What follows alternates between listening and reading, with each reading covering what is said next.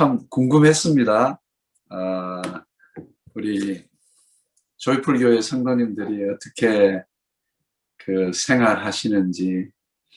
음, 저도 개인적으로 지난해 3월에 안식년을 맞아서 들어오면서 이 코비드가 돼지독감처럼 석 달 안에 종식될 것을 확실히 믿고 왔습니다.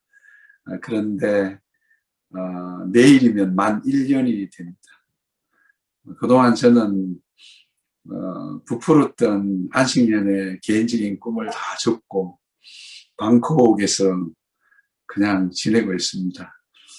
참 때로는 하나님이 은퇴 준비를 시키시는 것 같아요. 똑같은 사람을 365일 쳐다보고 있고 기계처럼 먹은 밥을 설거지를 하는데, 감사한 건 그렇게 잦은 설거지에도 주부섭진에 걸리지 않고 살아가는 것은 전적인 주의 은혜로 믿고 하루하루를 보내고 있습니다. 이제는 소망의 날들이 점점 가까워지고 있는 것 같습니다. 그렇지만 또 이 기도 안에서 하나님이 주시는 은혜의 문으로 들어갈지, 아니면 살다 보니 그날이 왔다라고 말할지는 우리의 태도의 문제인 것 같습니다. 그래서 오늘 우리가 같이 한번 은혜를 나누고, 특별히 선교사이니까 선교사로서의 이야기를 할 수밖에 없는 상황인데요. 오늘 특별히 빌립보서 1장 12절 말씀부터 우리가 같이 한번 읽고 21절까지 같이 제가 봉독하고 잠깐 기도하고 오늘 말씀을 전하도록 하겠습니다. 형제들아, 내가 당한 일이 도리어 복음 전파의 진전이 된 줄을 너희가 알기를 원하노라. 이러므로 나의 매임이 그리스도 안에서 모든 시대 안과 그 밖의 모든 사람들에게 나타났으니, 형제 중에 다수가 나의 매임으로 말미암아 주 안에서 신뢰함으로 겁없이 하나님의 말씀을 더욱 담대히 전하게 되었느니라. 어떤 이들은 투기와 분쟁으로, 어떤 이들은 착한 뜻으로 그리스도를 전파하나니, 이들은 내가 복음을 변정하기 위하여 세우심을 받은 줄 알고 사랑으로 하나, 그들은 나의 매임에 괴로움을 더하게 할 줄을 생각하여 순수하지 못하게 다툼으로 그리스도를 전파하느니라. 그러면 무엇이냐? 거칠애로 하나 참으로 하나 무슨 방도로 하든지 전파되는 것은 그리스도이니, 이로써 나는 기뻐하고 또 기뻐하리라. 이것이 너희의 간구와 그리스도 예수의 성령의 도우심으로 나를 구원에 이르게 할 줄을 아는 고로, 나의 간절한 기대와 소망을 따라 아무 일에든지 부끄러워하지 아니하고 지금도 전과 같이 온전히 담대하여 살든지 죽든지 내 몸에서 그리스도가 존귀하게 되려 하나니, 이는 내게 사는 것이 그리스도니 죽는 것도 유익함이라. 아멘. 제가 한번 기도하고 시작하겠습니다. 고마우신 주님, 이 금요일 저녁에 우리가 온라인상에서 모여서 각자의 처소에서 주의 보좌를 향하여 마음을 모읍니다. 성령을 보내시어서 우리의 마음을 사로잡아 주시고 진리의 말씀에 비친 가운데 우리가 주를 아는 기쁨과 즐거움으로 충만케 되기를 소원합니다. 우리의 기도를 도우시는 주님께서 우리의 마음을 모아주시고 성령의 충만함을 입혀주시는 가운데 우리의 기도의 시간이 주님의 마음을 받고 또 주님께 드리는 간절한 소원들마다 응답되어지는 아름다운 밤이 되기에 주옵소서. 주 예수님의 이름으로 기도합니다. 아멘.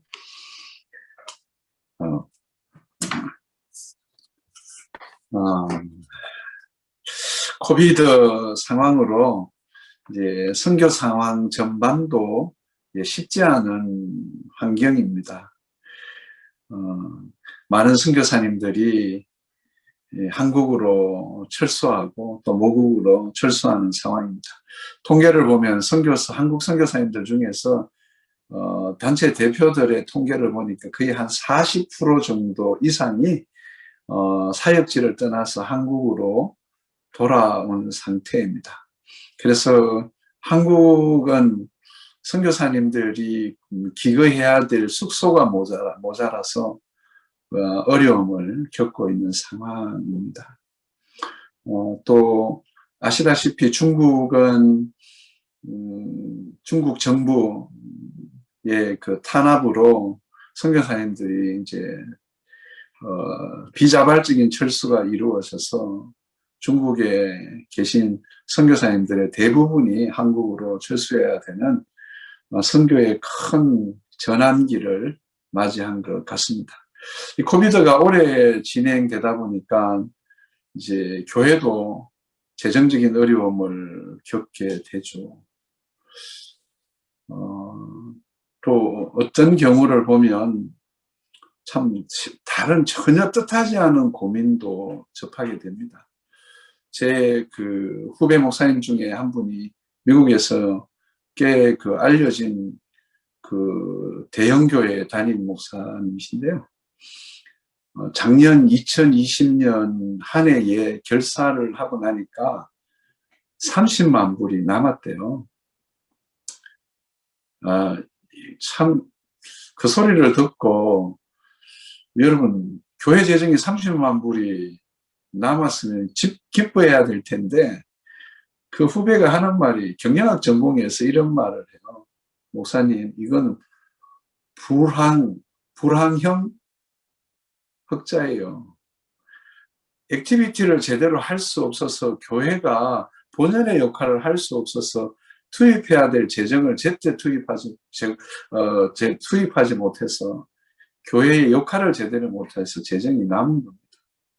그래서 보니까 한 500명 이상 되는 교회들은 재정에 어려움은 없는 것 같아요. 그렇지만 작은 교회들은 정말 큰 어려움을 겪고 있는 것 같습니다. 선교단체도 지속적으로 어려움을 겪고 있습니다. 제일 이제 선교사님들이 교회가 재정적으로 어려워지면서 선교가 위축되고 또 후원들이 점점 약해지는 것으로 이제 고민을 하고 있습니다. 그래서 이런 외적인 상황 자체는 선교를 위한 환경에 이렇게 그 호의적이지는 않지만 오히려 이런 상황에서 어떻게 선교가 진행되겠나 하는 일반적인 걱정이 모든 목회자들과 또 성도들의 기도에 좀 근심스러운 상황으로 비춰집니다. 그렇지만 오늘 동일하게 2000년 전 바울이 처했던 상황을 비추어 보면 지금의 상황은 별반 다를 것이 없다라는 것입니다. 왜냐하면 지금은 우리가 선교를 하고 싶어도 팬데믹이라는 상황 때문에 문이 닫혀져 있는 상황입니다. 그러나 바울은 그 부르심의 은혜를 좇아서 복음을 정말 생명 걸고 전하고 싶지만 가이사에게 가서 그리스도가 주되심을 선포하려는 복음의 열정으로 로마까지 갔지만 결국 바울은 옥에 갇혀 있는 상황입니다. 그것도 하루 이틀이 아니고요. 바울은 예루살렘에서 체포되어져서 가이사라에서 2년 동안 지냈고요. 또 여러분이 잘 아시는 것처럼 가전 고난을 겪으면서 로마에 도달해서 옥에 갇혀서 2년 정도 수감 생활을 했습니다. 한번 생각해 보십시오. 빌립보 교회를 자기가 전도에서 개척한 교회고 복음을 받아들인 지 2주 정도 사역하고 바울은 떠났습니다. 물론 에바브로디도를 담임 목사로 보내었지만 이 정말 풀뿌리 같은 교회가 세계 선교에 동참했는데 12 년간 바울과 동역했는데 개척했던 담임 목사님은 개척했던 그 개척 목사님은 로마의 감옥에 있고요. 담임 목사님으로 왔던 에바브로디도는 그 선교사를 유문하기 위하여 로마에 갔는데, 후원금을 들고 로마에 갔는데 로마에서 병들어 죽음 직전까지 이르는 상황이 전개됩니다. 바울의 심정이 아마 무너졌을 거예요. 어떻게 이 상황 속에서 빌립보 성도들이 낙심치 않고 그리스도의 복음을 전가하고 세계 복음화를 이루는 일들을 위하여 중단 없이 매진하는 헌신을 계속할 수 있을까 고민 많이 했을 것입니다. 오늘 우리가 처해 있는 상황도 별반 다르지 않습니다. 그러나 오늘 바울이 빌립보의 교회에 편지를 보내면서 정말 기도 편지죠. 알리고 싶은 이 일이 있었습니다. 여러분의 근심과 여러분의 생각과 달리 내가 처해 있는 이 수감 생활의 환경을 통하여 그리스도의 복음이 놀랍게 전파되어지는 복음의 진보가 이루어졌습니다. 여러분은 내가 간절히 원하는 바는 이 사실이 여러분에게 깊이 알려지기를 원합니다. 이렇게 편지를 보냈습니다. 갇혀있는 상황 가운데 자유롭게 다녀도 어려운 상황 가운데 수감생활을 하고 있는 바울에게 바울을 통하여 어떻게 놀라운 복음의 진전이 이루어졌다는 말인가요? 오늘 이 말씀을 깊이 있게 생각해 보면 하나님이 지금 세계 선교를 위하여 하시고 계신 일들을 볼 수 있는 영적인 통찰력이 열리게 됩니다. 그리고 이 상황 자체가 결코 선교의 부정적인 역사가 아니라 하나님의 지혜와 권능으로 하나님이 새로운 선교의 문을 준비하시고 열어주시는 시점이라는 것을 기대하게 됩니다. 그런 인식의 전환이 오늘 이 모임에 참석한 모든 성도들에게 임하기를 주 예수의 이름으로 축원합니다. 아멘. 그래서 오늘 이 바울의 사건을 통하여 선교의 환경에 대한 이 인식이 바뀌어져야 된다는 것을 말씀드리고 싶어요. 우리는 일반적으로 이렇게 생각합니다. 선교사들이 가서 마음껏 복음을 전하고 비자 문제도 없고 핍박도 없고 환난도 없고 자유롭게 복음을 전할 수 있으면 그것이 베스트의 환경이다 이렇게 생각합니다. 그렇죠? 파송한 교회도 보냈을 때 선교사의 건강 문제도 없고 비자 문제도 없고 그죠? 마음껏 복음을 전할 수 있는 환경이 베스트다 이렇게 최상의 환경이다 이렇게 생각할 겁니다. 우리는 또 그것을 위하여 열심히 기도합니다. 복음의 장애물이 없도록요.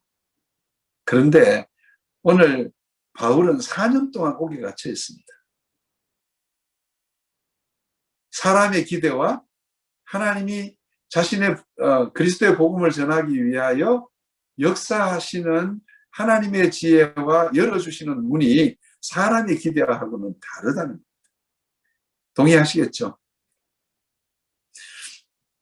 그래서 하나님께서 이 팬데믹을 통하여 코비드를 통하여 인류에게 하시고자 원하시는 하나님의 뜻이 무엇인가 저는 기도하면서 늘 이런 마음을 품습니다. 하나님, 교만해진 인류에게 하나님을 향하여 높아진 모든 사상과 이론을 파하여 주시고 하나님 구원받을 백성들에게 가난하고 애통한 심령을 주셔서 하나님의 이름을 부르고 교회는 더욱더 세상의 헛된 것들로 말미암아 채워진 성도들의 마음이 하나님의 성령을 간구하고 진리를 향한 갈급함을 가지게 하시고 거룩함과 순결함에 대한 소망이 가슴속에 간절함으로 일어나게 해주세요. 이건 사람이 할 수가 없는 일이에요. 하나님이 이 역사적인 팬데믹 사건을 통하여 교만한 인류의 교만을 끄시고 하나님을 향하여 애통하고 가난한 심령으로 사람의 마음을 준비시키고 교회의 순결과 거룩함을 향한 열망을 주셔야 우리가 변화될 수 있는 거예요. 하나님은 그래서 이것을 우리에게 허락하셨다라고 생각해요. 가장 효과적인 선교의 문이 무엇일까요? 여러분, 어떤 문이 열려야 우리에게 가장 효과적인, 우리가 효과적으로, 선교사들이 효과적으로 복음을 전할 수 있을까요? 고린도전서 18장 18절 9절에 보면 이렇게 쓰였어요. 에베소에서 바울이 고린도 교인들을 향하여 편지를 보내면서 기록한 말씀이에요.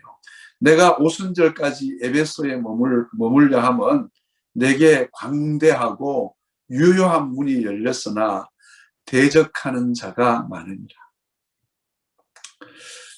여기를 보면 바울이 고린도를 방문하고 싶지만 지금 에베소에 머물러서 사역을 계속할 수밖에 없는 상황은 자기에게 넓고 효과적인 문이 열려 있어서 지금 이 하나님의 때를 놓치지 않고 열심히 복음 사역을 해야 된다라고 이야기를 해요. 그런데 그가 맞이한 환경은 어떤 환경이냐면 이렇게 썼어요. 그러나 대적하는 자들이 심히 많으니라. 여러분, 바울에게 열린 문과 효과적인 문은 핍박하는 자가, 대적하는 자가 없는 상황이 아니라 말씀이 선포되고 주 예수의 이름이 증거되어졌을 때 가난하고 애통하는 심령으로 그리스도의 복음을 받아들일 하나님의 사람들의 마음이 준비되는 거예요. 사람이 어떻게 그 복음을 받을 사람들의 마음을 준비시킬 수 있겠어요? 선교사가 무슨 능력이 있어서 사람의 마음을 준비시키겠어요? 이것은 오직 하나님의 역사예요. 지금 이 팬데믹 상황을 통하여 하나님은 복음을 받을 하나님의 사람들에게, 전 세계 민족과 족속과 방언들에게 그리스도를 향한, 하나님을 향한 간절한 마음을, 가난한 심령을 준비하고 계신 거예요. 이 일이 주님의 지혜와 주님의 능력 안에서 이루어지는 것이에요. 여러분의 눈을 들어 주님이 하시는 일을 향하여 감사와 찬송이 있기를 원해요. 우리가 누구간데 사람들의 마음밭을 기경할 수 있겠어요? 오직 하나님만 하시는 거예요. 그 하나님께서 지금 전 세계 복음을 받을 사람들의 마음의 밭을 일구고 계시는 사건을 지금 이 팬데믹을 통하여 우리는 보고 있는 거예요. 할렐루야. 그래서 소망이 있는 거예요. 소망이요. 그래서 바울이 디모데에게 로마의 감옥에서 편지를 보내면서 이렇게 썼어요. 복음으로 말미암아 내가 죄인과 같이 매이는 데까지 고난을 받았으나 하나님의 말씀은 매이지 아니하니라. 아멘. 자신은 매여 있으나 이 복음은 매이지 아니하였다 그래요. 그래서 하나님께서 바울에게 자유롭게 다니지 못하게 하셨지만, 의거된 죄수의 몸으로 있었지만 자기와 가까이 있는 간수들에게 복음을 전하게 되고, 바울을 방문하러 왔던 수많은 사람들과 이야기하는 그 경건한 고민과 기도와 찬송을 통하여 간수들이 변화되어지고, 로마의 가이사의 시저의 호위대 전반의 복음이 편만하게 증거되어지므로 로마 복음화의 기초가 놓여지는 놀라운 하나님의 역사가 시작된 것이죠. 할렐루야. 하나님의 지혜와 하나님의 능력을 찬송합니다. 우리는 다 보지 못합니다. 그러나 지금도 이 어려운 상황 가운데 하나님은 이 땅을, 이 택하신 민족들을 구원하시기 위한 복음의 역사를 그치지 아니하시고 헌신된 주의 교회와 주의 종들의 사역을 통하여 지금도 일하고 계신 거예요. 이 시기는 뿌리를 튼튼케 하는 시간이에요. 뿌리를 튼튼케 하는 시간이에요. 여러분, 밴쿠버에 가을을 지냈고 겨울을 보고 이제 봄을 맞이하게 됩니다. 겨울의 나무를 보면 죽었는지 살았는지 상황을 잘 모릅니다.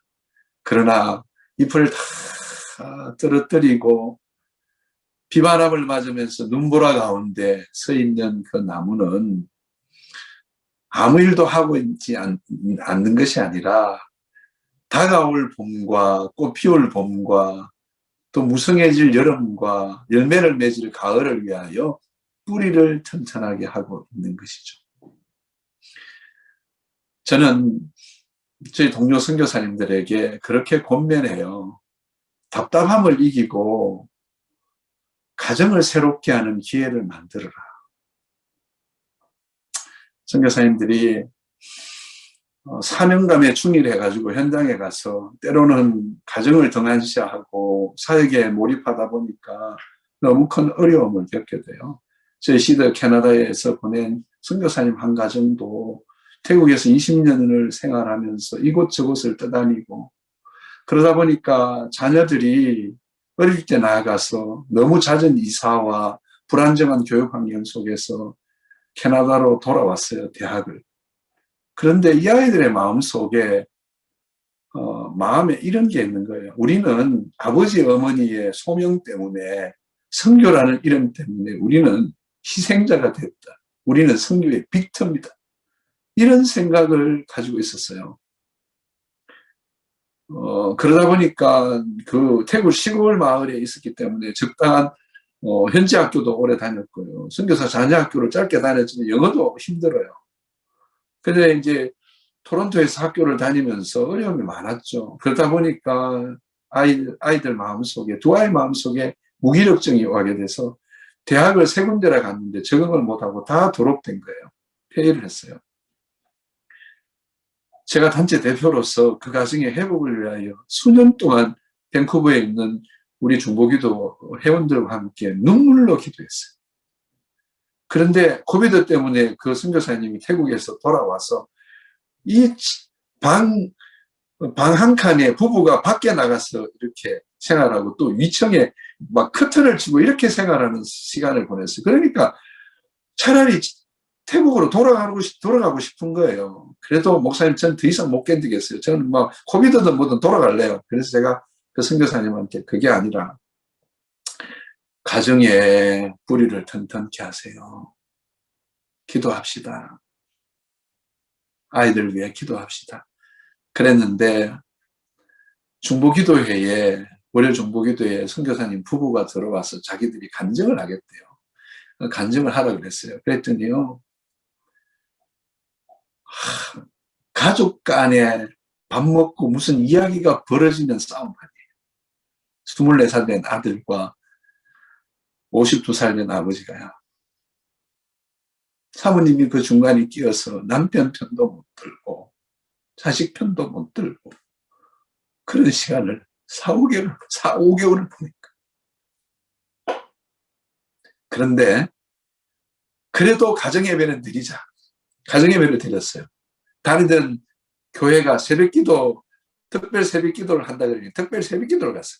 그런데 무슨 마음인지 그 아들 24살 된 아들이 새벽기도를 따라 나선 거예요. 그런데 그날 아침에 하나님께서 그 아이의 마음을 만져주신 거예요. 그러면서 태국에서의 20년의 그 삶이 선교의 빅텀이 아니라 아버지 어머니가 계획성 없이 따라다니면서 이곳저곳을 끌고 다녀서 자신들의 인생이 망가진 것이 아니라 하나님이 그 수많은 경험을 통하여 자신들의 인생을 준비시켜 하나님의 일들을 위하여 써주시기 위한 하나님의 놀라우신 은혜요 경륜인 것을 이 아이가 깨닫게 된 거예요. 그날 놀라운 하나님의 말씀이 이 아이의 마음에 임한 거예요. 완전히 무너져 버렸어요. 그 굳어진 마음들이. 돌아와서 식탁에서 아침 식사를 하면서 아버지에게 눈물로 용서를 구합니다. 아버지 잘못했습니다. 그래서 아들과 아버지가 그 식탁에서 화해를 한 거예요. 아버지도 아들에게 용서를 구했어요. 딸에게 용서를 구했어요. 울음바다가 되었어요. 사모님의 기도가 무엇이냐면 우리 집도 아버지와 아들이 어깨동무를 하고 텔레비를 쳐다보면서 희낙락하는 것을 평생에 한 번만 보게 해주세요. 하나님, 어떻게 해야 이 아버지와 이 아이들이 화해할 수 있겠습니까? 놀라운 것은 무엇이냐면 그 좁은 공간에서 하나님의 영이 역사하시고 말씀이 역사하셔서 회복이 된 거예요. 할렐루야. 여러분, 이 팬데믹을 어떻게 맞이하고 있으신지요? 어떻게 보내셨는지요? 하나님이 우리의 가장 근본적인 뿌리를 새롭게 하시는 하나님의 역사를 경험하실 수 있기를 바랍니다. 남편과 자녀들과의 관계를 회복하기 위하여 더욱더 깊은 간구와 부르짖음, 영적인 은혜를 구하는 여러분 되시기를 바라요. 이 기회는 뿌리를 튼튼케 하시는 하나님의 은혜라 생각해요. 선교의 뿌리, 교회의 뿌리, 가정의 뿌리, 나 자신의 존재의 뿌리를 새롭게 하시는 하나님의 은혜다. 그렇게 생각합니다. 아멘. 그리고 바울은 이 로마에서 일어난 이 복음의 놀라운 진보를 통하여 우리에게 경고와 권면의 말씀을 하고 계세요. 바울이 옥에 갇히게 되니까 로마 교회의 반응이 두 가지로 나타나게 됩니다. 하나는 무엇이냐면요. 대다수의 신실한 형제들은 복음을 전하기 위하여 온 바울이 옥에 갇혀 있으니까 그 바울을 대신해서라도 우리가 나가서 복음을 전합시다. 우리는 이곳에서 태어났고 이곳에서 살아가고 있는 사람들이니 우리가 뿌리를 내는 이곳에서 복음을 더 열심히 전합시다. 그렇게 복음을 들고 나가서 사랑으로 복음을 전했습니다. 감사한 일이죠. 지금 이 선교의 어려운 국면 가운데에서 선교사들이 자유롭게 복음을 전할 수 없기 때문에 낙심치 않고 이 때를 은혜 안에서 지내며 다시 이 수축된 이 확장기에서 수축기를 맞이한 이 가운데에서 개구리가 멀리 뛰기 위하여 수축하는 것처럼 움츠리는 것처럼 다시 뛰어나갈 수 있는 건강한 움츠림을 위하여 기도해야 되는 것이죠. 왜? 하나님 기도의 문을 열어주시고 선교의 문을 열어주셔서 선교사님 낙심치 않게 해주세요. 우리도 같이 이 어려운 상황에 백지장을 받들듯 우리가 하나님 한 몫을 하겠습니다. 이렇게 마음을 가지는 것이 교회와 성도들이 마땅히 복음을 위하여 가져야 될 태도이죠. 그러나 모든 교회와 모든 성도들이 그런 마음을 가지는 건 아닙니다. 당장 우리가 사회 경제활동의 어려움을 겪게 되니까 많은 대다수의 성도들은 물질적인 어려움들을 겪고 교회도 똑같은 압박감을 경험하게 돼요. 우리가 IMF를 경험해 봤잖아요. 그러니까 많은 교회들이 어려움을 겪으면 제일 먼저 적기 시작하는 것이 밖으로 나가는 재정을 줄여야 되는 상황입니다. 제가 가만히 생각해 보니까 구제를 안 한다고 선교를 안 한다고 교회의 불평불만이 들려지는 것도 아니에요. 왜? 선교사들은 밖에 있고 구제할 대상은 다 밖에 있어요. 그러나 이것이 교회의 존재와 교회의 뿌리와 교회의 근간을 약화시키는 것을 모르고 이 어려운 상황에 너무도 쉬운 선택을 하는 많은 교회들을 보면 우리가 가슴이 아프죠. 우리는 선교를 위한 신앙 공동체이고 사명 공동체입니다. 어렵고 힘들지만 본연의 사명을 붙들고 우리의 값과 희생을 치룰 때 하나님의 역사를 기대할 수가 있습니다. 로마의 극단적인 사람들은 아니 팔레스틴의 다수에서 태어난 어디서 태어난지도 모르는 이 한 사람이 그리고 사도라고 말하는 이 한 사람이 로마에서 개척한 교회에 와가지고 리더십을 행사하고, 아니 우리가 이 교회를 개척하고 우리가 이 교회를 섬기고 있는데 왜 자기가 우리 대신 리더십을 행사하려고 하는가? 그래서 바울의 리더십의 행사에 대한 불만을 가졌던 로마 교회의 성도들, 리더십들 중에서는 바울이 오래 갇혀 있어요. 복음으로 로마를 소동케 하고, 그래야 이 사람이, 이 바울이 교회로 나오지 못해서 교회 리더십을 교회에 영향력을 끼치지 못하게 될 것이다. 이렇게 정말로 교회가 생각할 수도 없는, 성도로서는 생각할 수도 없는 교회의 영향력, 교회의 헤게모니를 지기 위한 강교한 계획을 가지고 복음으로 로마를 소동케 합니다. 왜?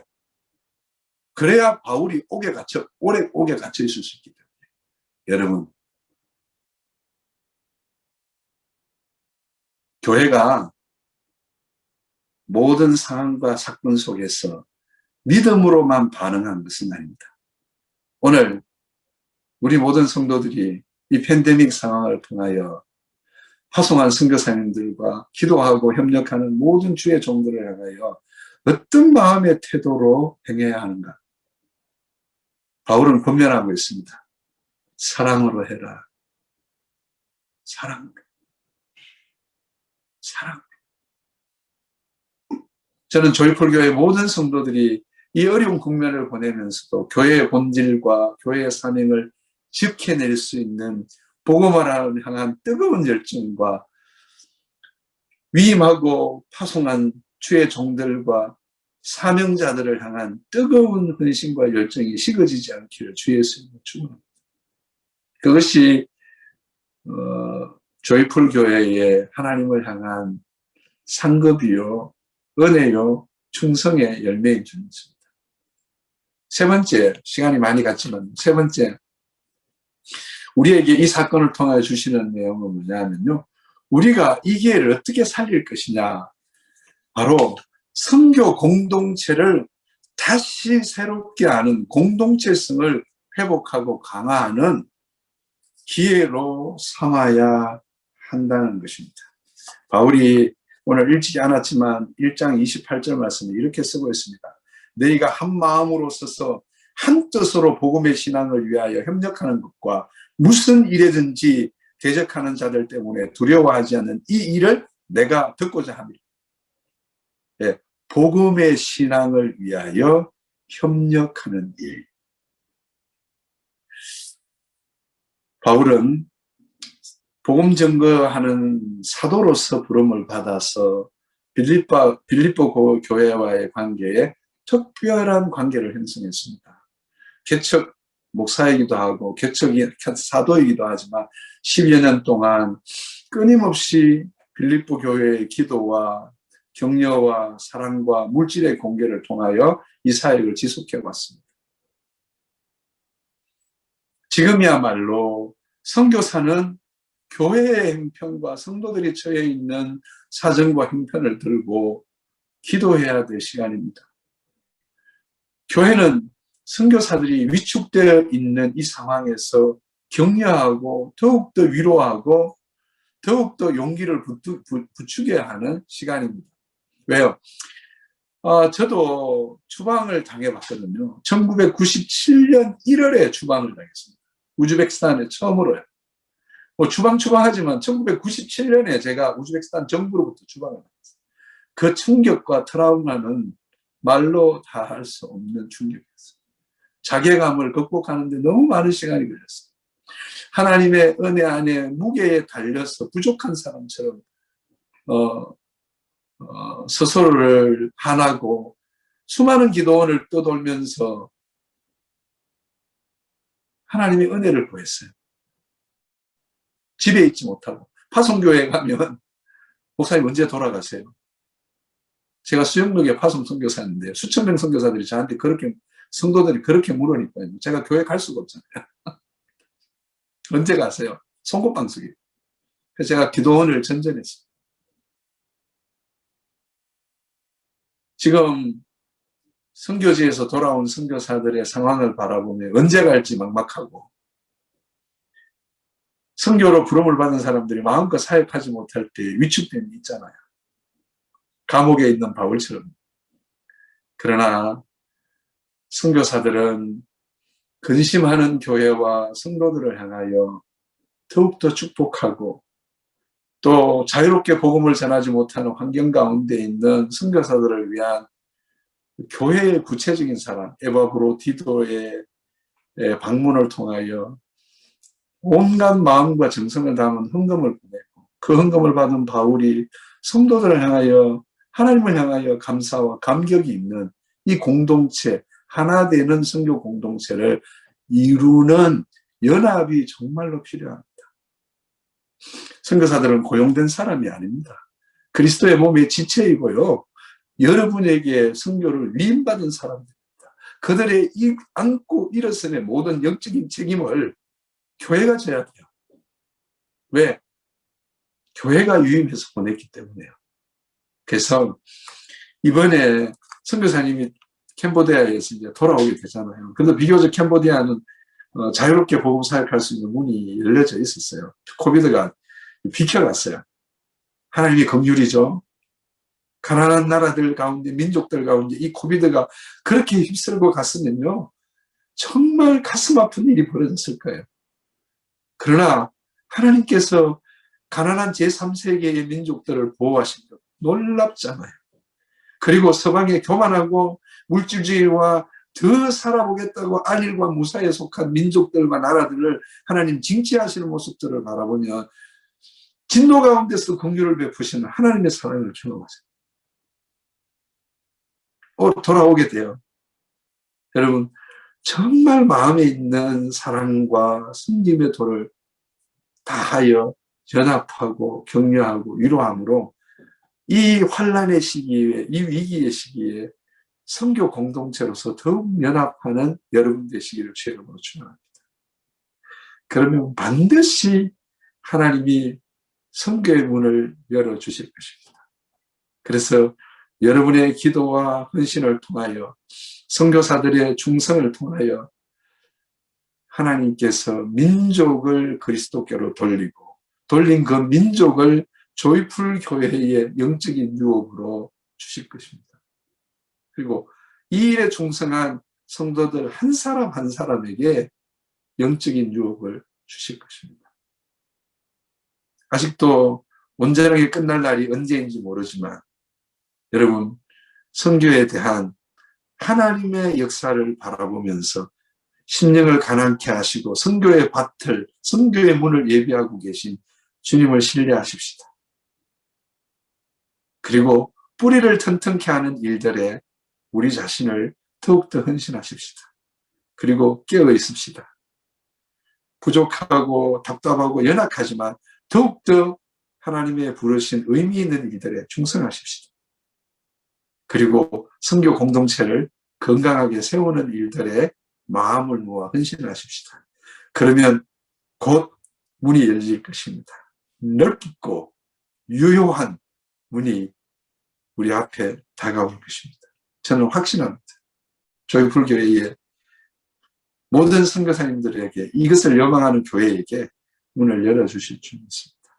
이 시간 같이 한 3가지로 기도했으면 좋겠습니다. 오늘 말씀처럼 하나님 바울이 당했던 이 감옥 생활이 오히려 복음의 진보가 된 것처럼 하나님 전 세계 민족들의 마음을 준비시키는 하나님의 역사가 선교의 밭을 만들고 선교의 문을 예비하시는 역사로 받아들이고 이것이 더욱더 견고하게 이루어지기를 기도합니다. 아멘. 하나님 가난하고 애통한 심령을 전 세계 민족에게 주시옵소서. 2번째, 선교사들을 위하여 한번 기도하겠습니다. 위축되지 않게 해주시옵소서. 주의 섭리를 보게 해주시옵소서. 뿌리를 건강하게 하고 다시 부르심의 사명을 붙들고 가정공동체를 새롭게 세우고 선교지에서 함께 동역하는 현지 지도자들과 또 성도들과의 관계에 겸손과 온유의 멍에를 메고 그리스도의 심정으로 다시 출발할 수 있는 선교사들 되게 해주세요. 본질로 돌아가게 해주세요. 세 번째, 교회를 위해서 기도하겠습니다. 주님, 선교의 사명을 잘 감당할 수 있는 사명 공동체 되게 해주세요. 위축된 선교사님들 더 위로할 수 있는 지혜로운 권면과 위로와 격려가 이어지게 해주세요. 선교사님들이 교회를 향하여 기도할 수 있도록 기도의 제목을 나누고 서로 격려하고 연합하는 일들에 하나님 협력하게 해주세요. 그래서 여러분의 교회가 선교 공동체로 다시 더 강하게 세워지는 조이풀 교회 되게 해주세요. 이 세 가지를 가지고 우리 한 3분 정도 기도하고요. 이어서 우리 김영로 목사님께서 같이 기도의 제목을 나누시고 함께 기도했으면 좋겠습니다. 같이 우리 한 3분 정도 기도했으면 좋겠습니다.